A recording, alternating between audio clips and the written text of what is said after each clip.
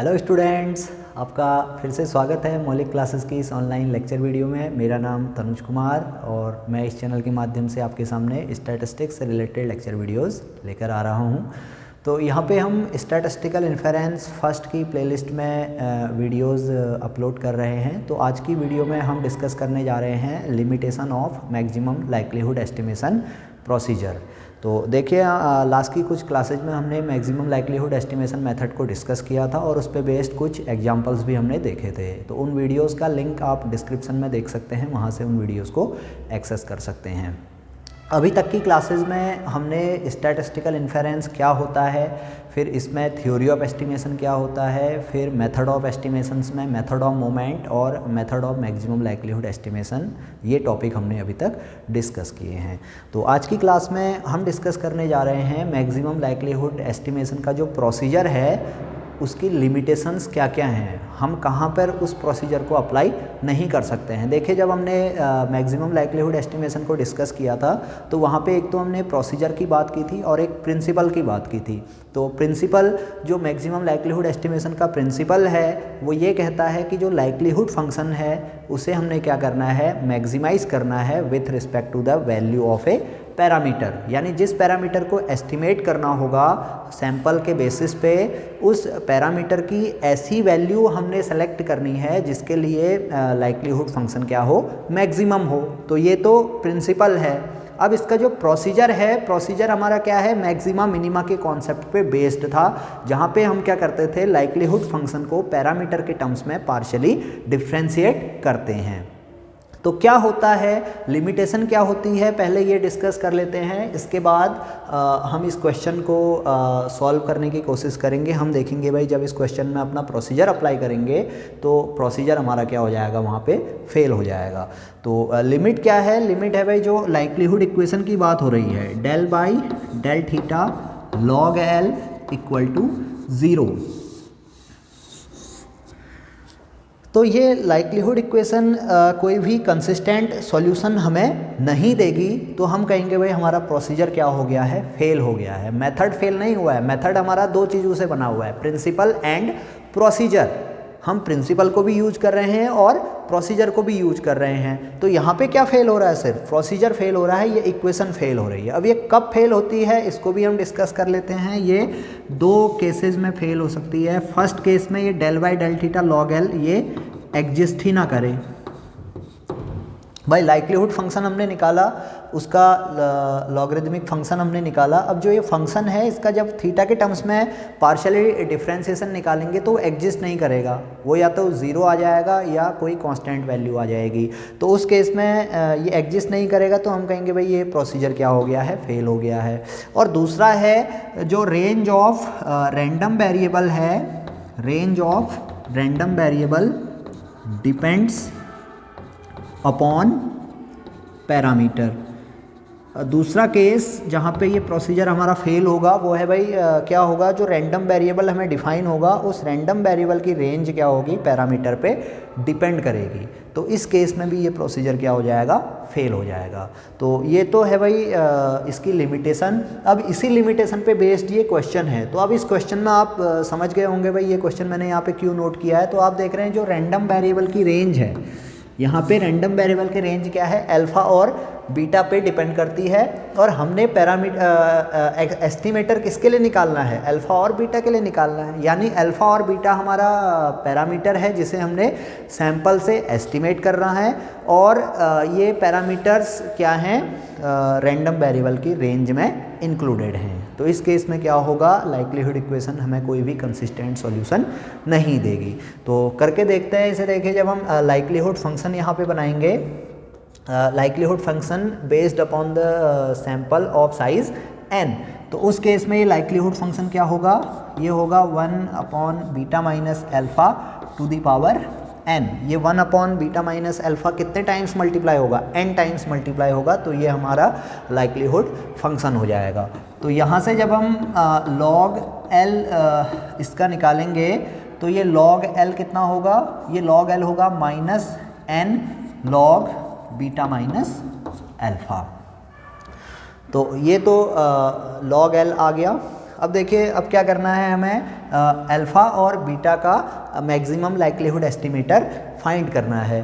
तो अल्फ़ा और बीटा का मैक्सिमम लाइक्लीहुड एस्टिमेटर फाइंड करने के लिए हमें क्या करना होगा, इस लॉग एल को अल्फ़ा के टर्म्स में और बीटा के टर्म्स में पार्शियली डिफ्रेंशिएट करना होगा।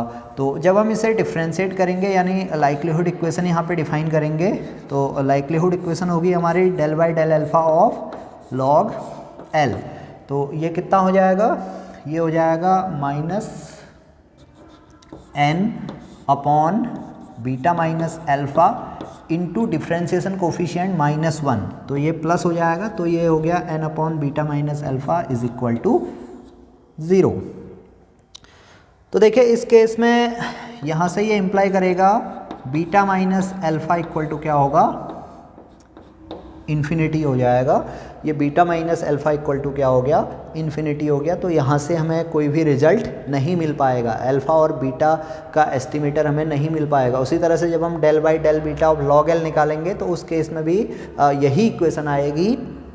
तो उस केस में क्या होगा, ये beta minus alpha minus infinity हो जाएगा, तो वहाँ पे भी हमें कंसिस्टेंट सॉल्यूशन नहीं मिलेगा। तो हम देख रहे हैं भाई क्या हो रहा है, जब हम लाइक्लीहुड इक्वेशन यहाँ पे सॉल्व कर रहे हैं तो लाइक्लीहुड इक्वेशन हमें कोई भी कंसिस्टेंट सॉल्यूशन नहीं दे रही है। ऐसा क्यों हुआ, ऐसा इसलिए हुआ क्योंकि रेंज ऑफ रैंडम वेरिएबल क्या करती है, पैरामीटर पे डिपेंड करती है। मैंने बताया दो केस हैं, या तो del by del theta log L exist नहीं करेगा, इस केस में del by del theta log L तो एग्जिस्ट कर रहा है, लेकिन ये इक्वेशन हमारी क्या है, कंसिस्टेंट नहीं है, सॉल्यूशन कंसिस्टेंट नहीं आ रहा है। तो इस केस में हम कहेंगे भाई हमारा प्रोसीजर क्या हो गया है, फेल हो गया है। तो अब एस्टिमेटर कैसे फाइंड करेंगे, तो एस्टिमेटर फाइंड करने के लिए हम प्रिंसिपल यहाँ पे यूज़ करेंगे, principle of maximum likelihood estimation. तो प्रिंसिपल हमारा कहता है भाई हम अल्फ़ा और बीटा की ऐसी वैल्यू सेलेक्ट करेंगे सैंपल में जिसके लिए हमारा जो लाइक्लीहुड फंक्शन डिफाइन हुआ है ये क्या हो, मैक्सिमम हो। तो अब ये कैसे होगा, अब देखिए ये हमारा लाइक्लीहुड फंक्शन है, इस लाइक्लीहुड फंक्शन की बात हो रही है, इसे हमने मैक्सिमम करना है। ये क्वांटिटी मैक्सिमम कब होगी, ये क्वांटिटी मैक्सिमम तब होगी जब ये बीटा माइनस अल्फ़ा क्या होगा, मिनिमम होगा। अब यहाँ पे हम क्या कर रहे हैं, कॉन्सेप्ट यूज कर रहे हैं एस्टिमेशन मेथड का। लाइक्लीहुड फंक्शन यहाँ पे कब मैक्सिमम होगा, जब बीटा माइनस अल्फ़ा मिनिमम होगा। अब ये बीटा माइनस अल्फ़ा मिनिमम कब होगा, जब बीटा की मिनिमम वैल्यू होगी और अल्फ़ा की मैक्सिमम वैल्यू होगी। अब बीटा की मिनिमम वैल्यू क्या होगी, अल्फ़ा की मैक्सिमम वैल्यू क्या होगी, इसके लिए हमें सैंपल पे जाना पड़ेगा। तो हमने क्या किया है, सपोज n यूनिट का एक सैंपल यहाँ पे कंसिडर किया है। ये हमारा एक n यूनिट का सैंपल है, x1 x2 up to xn। अब हमें ये भी पता है कि भाई जो x की रेंज है, ये x यानी जो रैंडम वेरिएबल है इसकी रेंज क्या है, अल्फ़ा से लेके बीटा तक है। तो अब इस x यानी x हमारा क्या रिप्रेजेंट करता है, यहाँ पे सैंपल को रिप्रेजेंट करेगा। तो x की कितनी वैल्यूज़ हैं, n वैल्यूज़ हैं। अब इस n वैल्यूज़ को हम क्या कर लेते हैं, अरेंज कर लेते हैं। अरेंज करेंगे असेंडिंग ऑर्डर में, इसे अरेंज करेंगे तो ये इस तरह से हो जाएगा x1, सपोज ये x1 मेरा क्या है, स्मॉलेस्ट ऑब्जर्वेशन है, then x2, then up to xn। इस तरह से हमने इसे नोट कर लिया। तो ये क्या है, ये हमारा स्मॉलेस्ट ऑब्जर्वेशन होगा, इसको यहाँ पे हम नोट कर लेते हैं, this is our smallest observation. और ये हमारा क्या होगा, सैंपल में लार्जेस्ट ऑब्जर्वेशन होगा। तो सिंपली हमने क्या किया, जो सैंपल हमें गिवन था इसको असेंडिंग ऑर्डर में अरेंज कर लिया, जहाँ पे x1 हमारा इस तरह से स्मॉलेस्ट ऑब्जर्वेशन है और xn हमारा लार्जेस्ट ऑब्जर्वेशन है। तो अब हम देख रहे हैं भाई ये जो सैंपल है, जो पूरा कंस्टिट्यूएंट सैंपल है, ये हमारा इस तरह से डिफाइन है। भाई ये सैंपल क्या होना चाहिए, अल्फ़ा और बीटा के बीच में होना चाहिए। तो हम इसको इस तरह से डिफाइन कर सकते हैं, भाई ये पूरा सैंपल क्या होगा, अल्फ़ा से बीटा के बीच में कहीं होगा।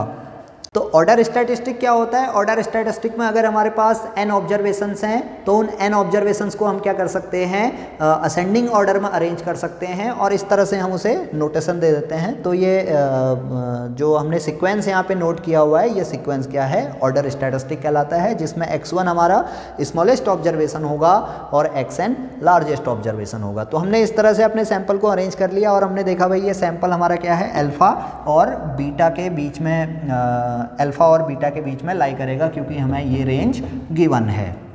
तो अब देखिए हमने क्या करना था, बीटा माइनस अल्फा को मिनिमम करना है। तो बीटा माइनस अल्फा कब मिनिमम होगा? जब बीटा की मिनिमम वैल्यू हमारे पास होगी और अल्फा की मैक्सिमम वैल्यू हमारे पास होगी। तो हम देख पा रहे हैं सैंपल में अल्फा की मैक्सिमम वैल्यू कितनी है, x1 है, और बीटा की मिनिमम वैल्यू कितनी है, xn है। तो यहाँ से अल्फा कैप, ये अल्फा कैप कितना हो जाएगा, x1 हो जाएगा, यानी x1 मीन्स स्मॉलेस्ट ऑब्जर्वेशन, और बीटा कैप जो बीटा की पॉसिबल वैल्यू होगी वो मिनिमम होनी चाहिए, वो होगा xn। तो बीटा कैप हमारा xn होगा और बीटा कैप xn हमारा क्या है, लार्जेस्ट ऑब्जर्वेशन है। तो इस तरह से प्रिंसिपल का यूज करके हम क्या कर सकते हैं, अपना एस्टिमेटर यहाँ पे फाइंड कर सकते हैं। अल्फा और बीटा का एस्टिमेटर हमने इस तरह से ऑर्डर स्टैटिस्टिक का यूज करके फाइंड कर लिया। तो हमने यहाँ पे देखा जब रैंडम वेरिएबल की रेंज क्या है, पैरामीटर्स पे डिपेंडेंट है, तो उस केस में हम क्या करेंगे, principle of maximum likelihood estimation को यूज करेंगे। तो यहाँ पे हमने प्रिंसिपल की हेल्प से अल्फा कैप और बीटा कैप फाइंड कर लिया। अल्फा कैप हमारा स्मॉलेस्ट ऑब्जर्वेशन, बीटा कैप हमारा लार्जेस्ट ऑब्जर्वेशन। तो आई होप आपको यह वीडियो समझ में आया होगा। अगर आपके पास कोई डाउट है, कोई क्वेश्चन है, तो आप हमसे कमेंट में पूछ सकते हैं। हम कोशिश करेंगे नेक्स्ट वीडियो में उन डाउट्स, उन कमेंट्स को, उन क्वेश्चंस को आपके सामने वीडियो के रूप में लेकर आएँ, सॉल्यूशन उसका वीडियो के रूप में लेकर आएँ। अगर आपने अभी तक हमारा चैनल सब्सक्राइब नहीं किया है तो प्लीज़ आप हमारे चैनल को सब्सक्राइब कर लीजिए, ताकि आपको लेटेस्ट इन्फॉर्मेशंस का नोटिफिकेशन मिलता रहे। Thank you.